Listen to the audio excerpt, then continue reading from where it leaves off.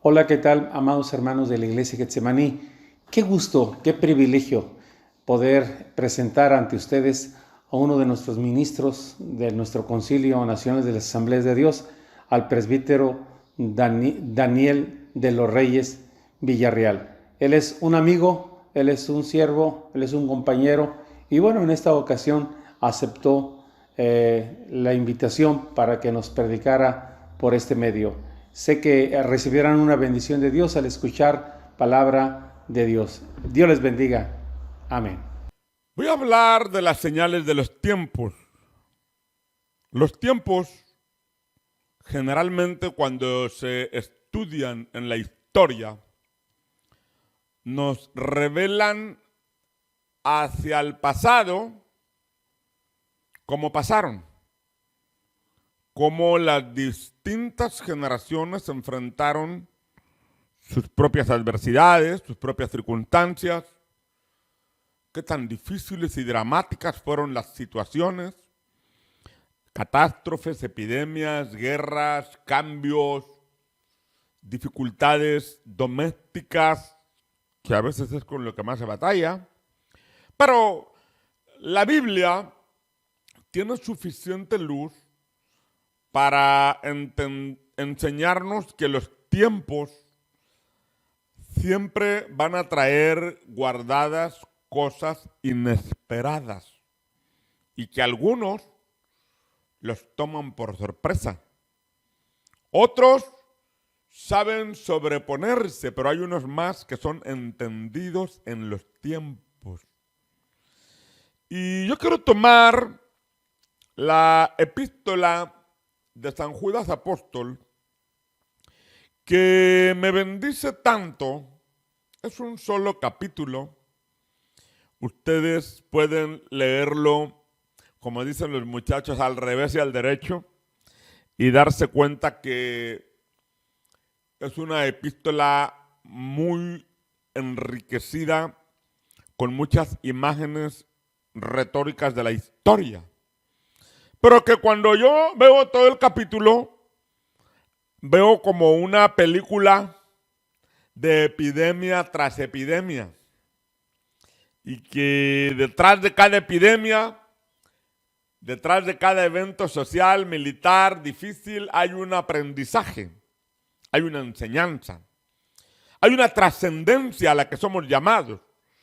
Hoy, la Biblia es esa serie que no se termina, porque aunque la gente se entretiene mucho con las nuevas series, si tú agarras la Biblia de Génesis, Apocalipsis, cada libro es una nueva serie, pero adentro de cada serie hay capítulos maravillosos que te van diciendo. Es que se me hace que los de Netflix le copiaron a la Biblia, ¿no? Algo hay de eso, porque cuando uno puede analizar lo que pasa, entonces uno, si no ignora la historia, tiene herramientas para las adversidades del futuro. Porque los tiempos difíciles siempre van a llegar. Así como hay vacas gordas, hay vacas flacas.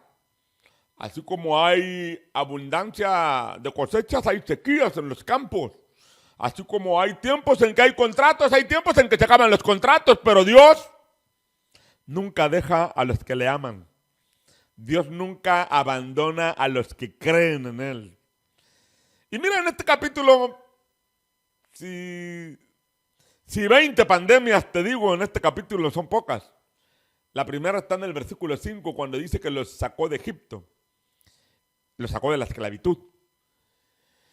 Y había tanta resistencia para salir de la esclavitud que querían regresar a ser esclavos. O sea, les había ido tan mal y querían regresar a donde les había ido mal 400 años. No aprendieron. Y dice Judas que el Señor pues tuvo que destruir a los que no creyeron. Impresionante, porque de 1,000,000 solo Josué y Caleb creyeron. Todos los demás se murieron. Muy dura, ¿no? La pandemia de la esclavitud está difícil y duró 400 años.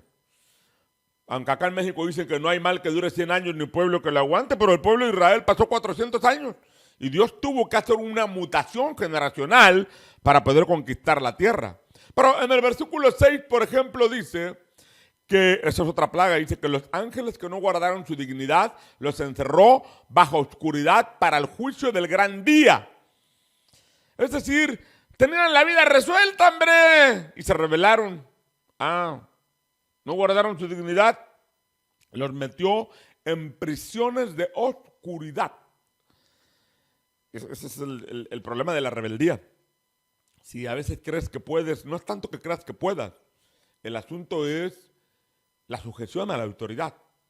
Está el otro caso en el versículo 7, que es el caso de Sodoma y Gomorra, que claramente dice que los castigó por sus vicios contra naturaleza. Y me llama la atención que dice que los destruyó con fuego eterno. Es decir, les aventó fuego del infierno, del que no se apaga. Por eso dicen que olía a azufre. Pues sí, porque todo lo que ellos estaban haciendo era contra naturaleza. Luego en el versículo 8 habla de los mancilladores y blasfemos. Esta es otra plaga, ¿verdad? Que rechazan la autoridad. Siempre están en contingencia espiritual. ¿Por qué? ¿Cómo? ¿Y yo por qué? ¿Y yo no? ¿Y que lo haga otro? Es un problema. La autoridad no se trata de quién está en autoridad, sino qué es lo que se te ordena hacer en autoridad y bajo autoridad. Jesús le dijo a Pilato, ninguna autoridad tendrías si no te hubiera sido dada. Y el centurión le dijo a Jesús, tú tienes autoridad, yo mando sobre 100 hombres, tú mandas sobre la enfermedad. Ese es el punto. Tener autoridad que nos ha sido concedida específicamente en la naturaleza de lo que podemos hacer. Es decir, no hacer lo que el Señor no nos ha mandado hacer y concentrarnos en hacer lo que el Señor nos ha mandado hacer. Pero luego en el versículo 9, aquí se aparece el diablo. Es que el diablo que está peleando el cuerpo de Moisés. Y muy inteligente el arcángel que estaba protegiendo el lugar, dice que ni siquiera se atrevió a maldecirlo, porque pues, el diablo había tenido un lugar de honor y pues no te metas con el diablo si no sabes. Pero qué interesante, que el diablo se aparece de tiempo en tiempo. En este caso era el cuerpo de Moisés, no era cualquier despojo, era algo, es un legado tremendo en la formación de una nación completa. Pero luego en el versículo 10 están los que se corrompen entre lo que saben y no saben. Esa gente que le gusta la corrupción, le gusta echarse a perder. Luego en el versículo 11 están los del camino de Caín, los asesinos por traición, ¿verdad?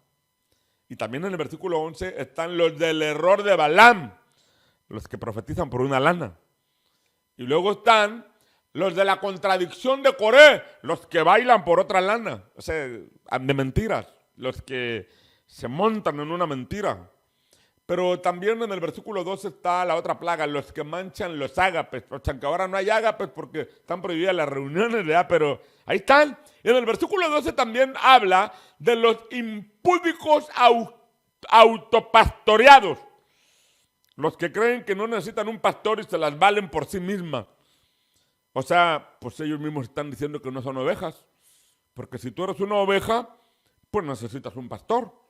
No te puedes pastorear sola. Y ahí en el versículo 12 también habla de las nubes sin agua. De esos que amenazan que tienen y no traen nada, ¿no? De los que prometen mucha agua y no traen nada, están vacíos, ¿verdad?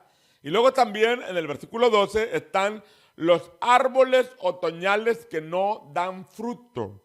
Esos árboles que se pasaron toda la vida sin dar frutos. Nunca ganaron a nadie para Cristo. Quebrantaron San Juan 15. Porque Jesús dice que Él nos planta como árboles para que demos fruto, mucho fruto, más fruto y vuestro fruto permanezca. Pero estos árboles otoñales ni fruto dan.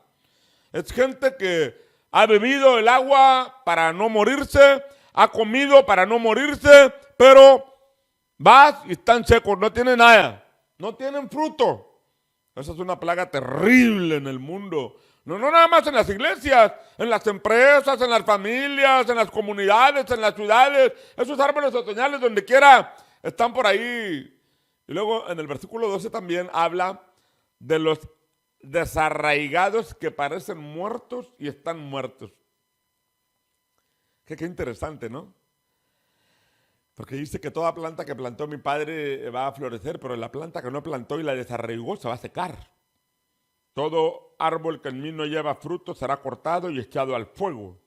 Pero también en el versículo 13 habla de los que espuman su propia vergüenza, los que dan pena, versículo 13. Y luego la otra epidemia, las estrellas que no alumbran en la oscuridad. Tú estás donde hay mucha luz, no ves las estrellas, pero tú te vas a la oscuridad y ves a las estrellas. Pero estos son estrellas que no alumbran. Es decir, tienen dones, tienen talentos, tienen habilidades, pero quién sabe dónde las escondieron porque no se ve nada. Qué plaga, ¿no? Y luego también, en el versículo 14, están los que antes como hoy fueron profetizados por Enoc. Es decir, los denunciados. En el versículo 15 están los impíos infiltrados. Les gusta el mundo, pero se quieren aparecer como que son hermanos, ¿verdad? En el versículo 16 están los aprovechados. Ya llevo 19 descripciones de pandemias y cosas semejantes como estas. Que Judas, es impresionante cómo esta línea que Judas nos está planteando nos revela que las adversidades pandémicas son recurrentes y que nosotros tenemos que entender los tiempos, saber lo que está pasando y aplicarnos en lo que nos tenemos que aplicar. Por eso, hoy cuando estamos aquí reunidos en la congregación de los santos, en la intimidad de la casa, rodeados de la familia, quiero compartirte 10 claves importantes que Judas nos da para enfrentar este tipo de adversidades. No tiene caso que tú te amargues, te resientas o nos juzgues a todos como hipócritas. Lo importante es que tengas la sustancia espiritual para entender la diferencia y actuar en consecuencia. Y entonces Judas nos regala 10 claves en este solo capítulo. La primera clave está en el versículo 3, cuando él dice que tenemos que contender por la fe una vez dada a los santos. Contender por la fe significa luchar por la fe. Es decir, y dice que es la fe una vez dada a los santos. Lo voy a decir de otra manera. No pierdas la fe. Mantén la fe. Dale mantenimiento a la fe que una vez recibiste. Porque esa maravillosa experiencia que tuviste la primera vez que oíste y creíste el Evangelio fue cierta, fue verdadera. Cuando el Evangelio te alumbró y viste la gloriosa manifestación del Espíritu, sentiste algo que te hizo sentir, saber que había algo distinto. Es Dios. Es el poder de Dios. Es el no dejar morir la espiritualidad que crea la chispa de la fe. Porque cuando hablamos de este ejercicio de contender ardientemente por la fe que una vez fue dada a los santos, habla de una llama que arde desde adentro. De eso que tú y yo sabemos adentro de nosotros que es verdad del Evangelio. De eso que está puro. San Pedro dice que es como una leche espiritual no adulterada. Y que cuando tú la tienes y la pruebas, sabes de qué estás hablando. Ese sazón maravilloso, único que tiene la bendita palabra de Dios, una espiritualidad pura, sin mancha, diáfana. Cuando sabes de lo que estoy hablando. Estoy hablando de algo que ha emancipado tu ser desde adentro y te ha bendecido y has construido imágenes espirituales adentro de ti por el poder de la fe. Pero hay una segunda recomendación de Judas y es que él dice que los que andan mal, dice en el versículo 19, dice que no tienen al Espíritu. ¿Sí? Tener el Espíritu frente a los que no tienen el Espíritu hace la diferencia. Esta es la segunda recomendación. Que tengas al Espíritu dentro de ti. De otra forma, que te llenes de Dios, que te llenes de su presencia, que sepas que Dios es un Dios real, que cuando tú lo conoces inunda tu vida. Así como cuando una inundación se lleva todo, todo queda abajo. Cuando hablas de una inundación del Espíritu, hablas de una renovación total de tu ser interior. Porque la inundación se lleva todo y entonces se sana la tierra, se sanan los árboles, se sana la ganadería, se sana la agricultura. ¿Por qué? Por el poder regenerativo. Así es el Espíritu de Dios. Cuando le dejas que te inunde, se lleva todo y te deja como nuevo. Una vez los ríos cuando se inundan, llevan carros, llevan vacas, gallinas, puercos, perros, hasta personas, hasta casas se llevan los ríos. Pero todo está muerto. Pero cuando la inundación baja, la tierra queda regenerada, lista para volver a cosechar, lista para volver a alimentar. Así es el Espíritu de Dios. Cuando le dejas que te inunde, se lleva dentro de ti con una creciente todo lo que te estorba, y cuando vuelven a su nivel las aguas, estás perfectamente potable. Pero hay una tercera recomendación de Judas, y es que dice en el versículo 20 que tenemos que edificar sobre nuestra santísima fe. Y cuando hablamos de edificar sobre nuestra santísima fe, incluso él lo dice en el acusativo de tercera persona, vuestra, edificando sobre vuestra santísima fe. Es decir, que la fe no es particularmente de uno solo, sino que es un edificio que construimos entre todos. Y que cuando nosotros abrazamos la fe, creemos en el poder de Dios, no nos vamos como llaneros solitarios, sino que hacemos una comunidad de fe. ¿Por qué? Porque nos amamos, nos apoyamos, nos supervisamos, nos vemos unos a otros, y de esta manera, cuando entendemos este proceso de edificar sobre la santísima fe, hablamos de cosas ciertas y verdaderas que surgen entre nosotros en ocasiones cuando necesitas solo una palabra de fe, una palabra de conocimiento, una palabra de sabiduría, entender lo que está sucediendo. Viene la comunidad de fe y te inunda y te desarrolla y te impulsa. ¿Por qué? Porque estás edificando. Los que alguna vez han construido por lo menos un cuartito saben de lo que estoy hablando. Que edificar no es algo mágico que surge de la noche a la mañana. Es algo que se va poniendo de ladrillo en ladrillo, con un diseño previo, que cuando lo comienzas lo estás viendo y cuando lo terminas ya lo habías visto. Esto es edificar sobre la santísima fe. Pero hay una cuarta recomendación en el versículo 4 que me impacta de todo el capítulo. Y es que dice que tenemos que orar en el Espíritu. Hermanos, orar en el Espíritu es una de las recomendaciones más poderosas que Judas hace en este capítulo. Le voy a explicar por qué. Porque mientras usted ora en su entendimiento, usted ora de lo que sabe, piensa y cree.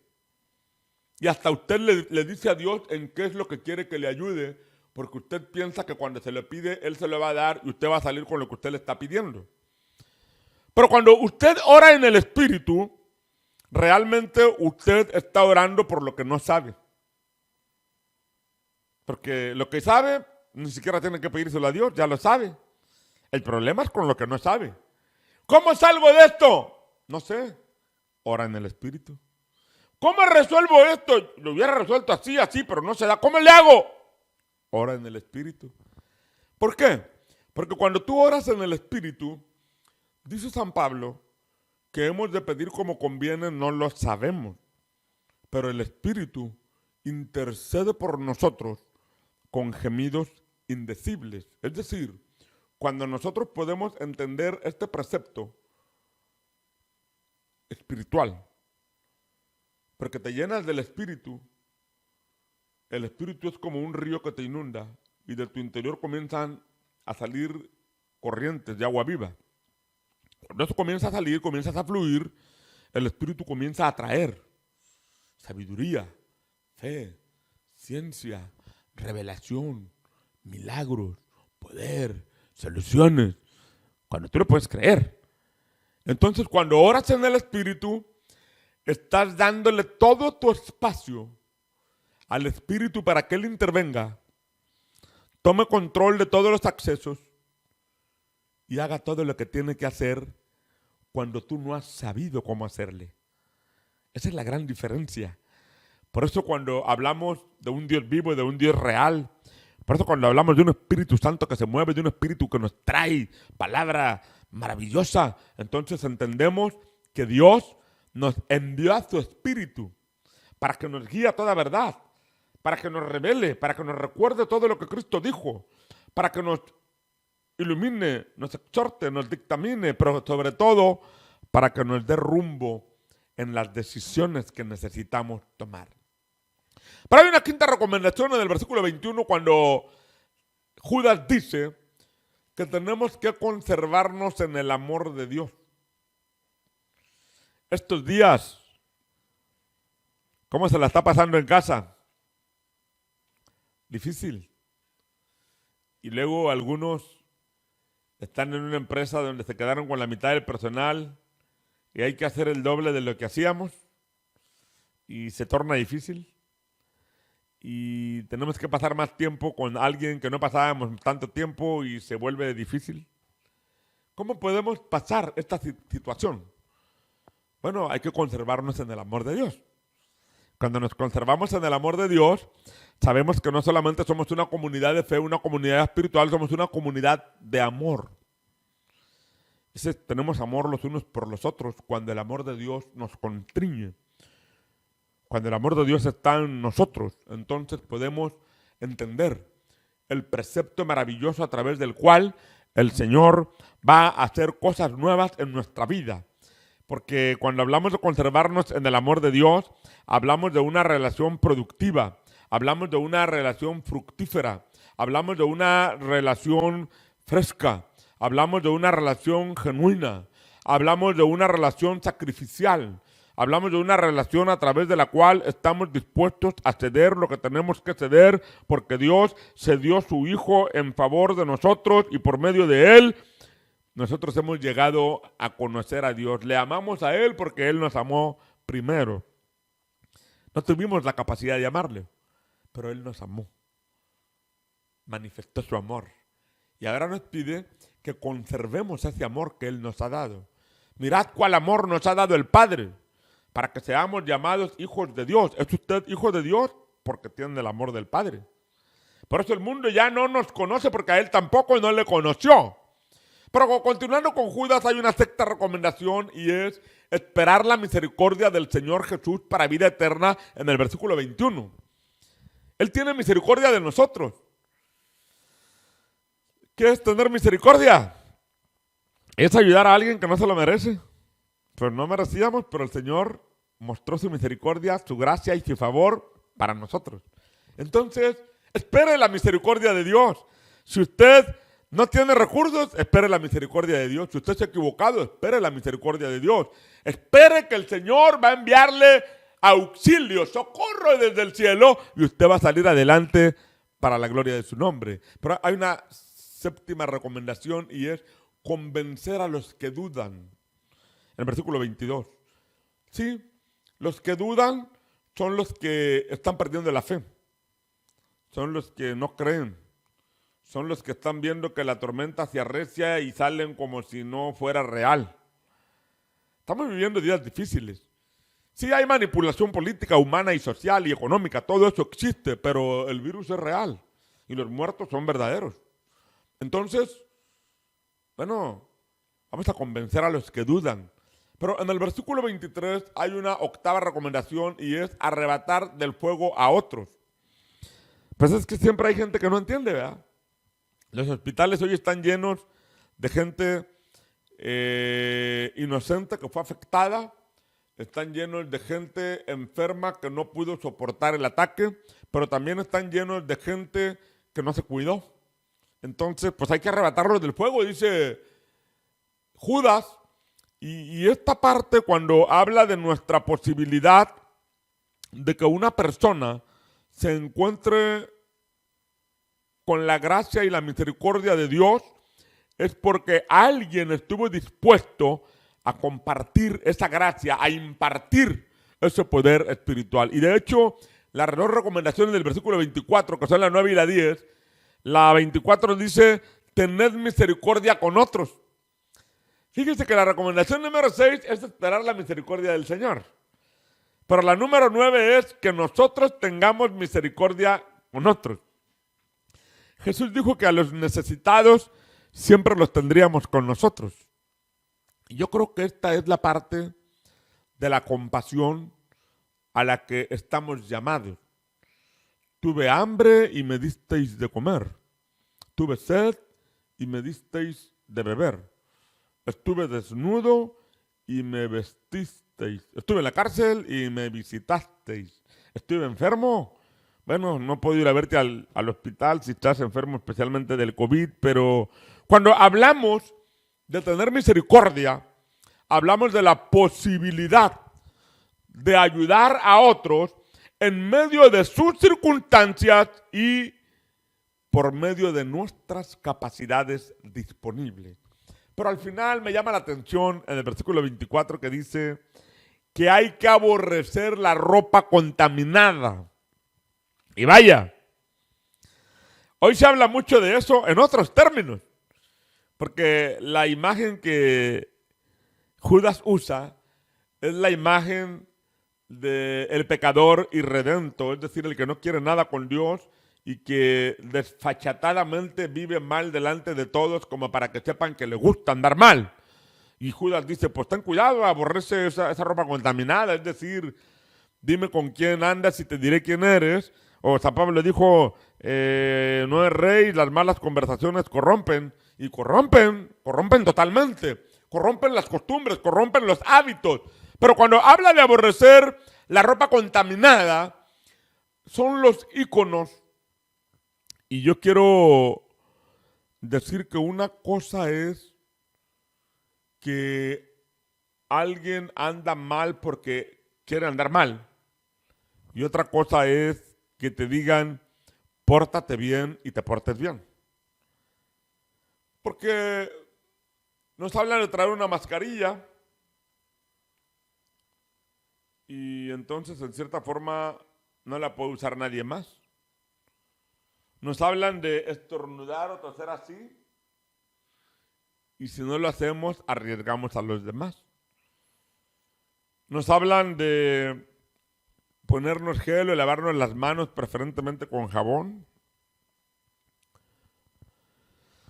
Esos son los riesgos sanitarios de los que estoy hablando. Me estoy acercando a un punto muy delicado de lo que nos está pasando a todos hoy.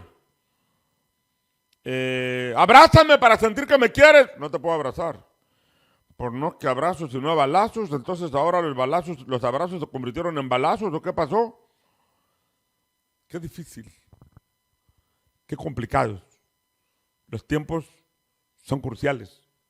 Judas, que es uno de los últimos libros de la Biblia, está dibujando un mapa de los conflictos en todos los tiempos entre los seres humanos, pero está dibujando también una posibilidad que a pesar de los tiempos, nosotros podamos mantenernos fieles en la palabra que Dios nos ha dado. Y cuando pienso en esa circunstancia, pienso en la posibilidad de edificar nuestra vida en el nuevo mundo que se acerca. Las Escrituras se mantendrán fieles y firmes en las promesas de fe para nosotros. Dios no nos quitará su Espíritu Santo ni retirará las promesas que nos ha dado fielmente. Somos nosotros los que tenemos que abrir nuestra mente, nuestro corazón, para estar listos y recibir lo que Dios tiene preparado para nosotros. Ahora, la figura icónica de este capítulo es Enoc. porque él profetizó contra los hombres impíos de sus hombres, de sus tiempos, por las obras impías que tenían. Y luego desapareció. Esto significa que Dios se lo llevó. Pero significa que en ocasiones los hombres no terminan de ponerse de acuerdo porque lo que sucede no da. No hay un presupuesto ideológico para resolver los problemas del mundo. Dios es el único, el que por su soberana intervención puede hacerlo. Y en este caso, Enoc representa esa respuesta de Dios que se llama el arrebatamiento, que se dio en Elías, o que se dio en el cuerpo desaparecido de Moisés, o que se dio en el Jesús que fue llevado al cielo, o que se vio cuando Felipe momentáneamente fue arrebatado después de bautizar al eunuco. Usted puede confiar en Dios, puede esperar que así como el Señor milagrosamente intervino en la vida de estos hombres, quiere intervenir también en su vida. Quiere arrebatarle, quiere ayudarle, quiere bendecirle, quiere edificarle, quiere cumplirle las promesas que ha puesto en propósitos encriptados sobre su vida para que el nombre del Señor sea glorificado. Padre Celestial, te doy gracias en esta hora por esta palabra, porque entiendo que así como en Judas se presentan 20 circunstancias adversas como epidemiológicas, también en tu palabra nos iluminas con 10 respuestas maravillosas para practicar en nuestra vida. Señor, envía ayuda, envía vida, envía salud, envía fuerza, envía prosperidad. Levanta una vida fructífera en el corazón de cada uno de los que ahora nos están escuchando, para que tu nombre sea glorificado y para que tu palabra se cumpla en el corazón de cada uno, para la gloria de tu nombre, por Jesús nuestro Salvador. Amén. Muchas gracias por la invitación y que el Señor les bendiga.